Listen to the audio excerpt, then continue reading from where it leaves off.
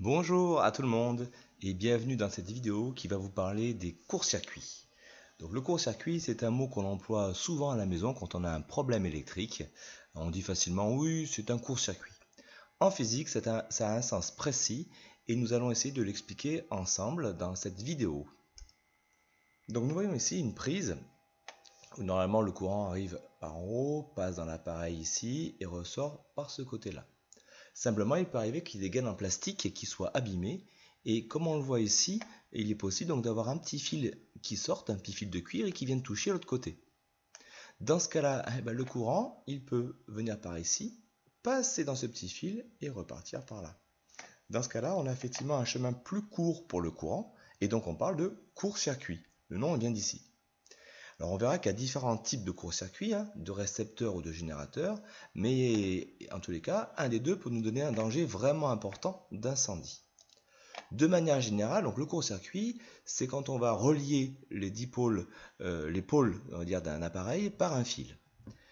On va commencer ensemble à voir ce que c'est que le court-circuit d'un récepteur. C'est le but de cette vidéo. Il y aura une deuxième vidéo plus tard sur les courts-circuits de générateurs. Donc on a ici un générateur, un interrupteur ouvert, et à côté nous avons des ampoules reliées en série. Alors on ne voit pas forcément très bien les fils, ils ont été un peu effacés. Voici le deuxième fil, donc le courant passe dans l'ampoule, et ensuite voilà l'autre fil qui est ici. Voilà, nous avons ici comme ça parfaitement notre circuit en série. Quand on ferme l'interrupteur, les ampoules brillent, jusque là c'est logique. On va ajouter maintenant un fil rouge ici, qui va être donc un fil de court-circuit. Vous voyez, on relie les deux bornes du dipôle par un fil directement.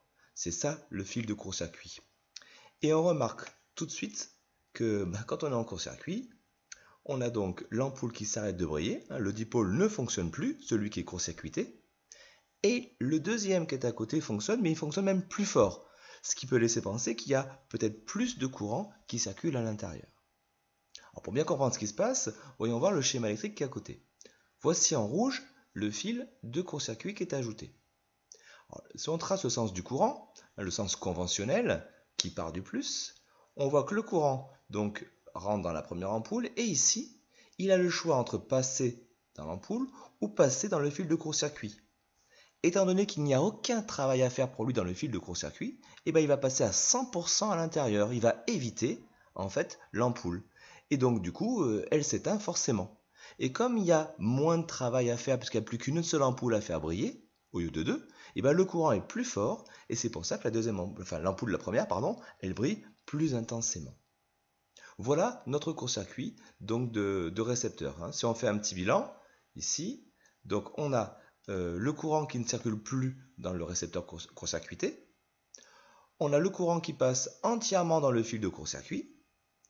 Et on voit que le dipôle qui était à côté, lui, fonctionne plus intensément, même au risque éventuellement d'être endommagé.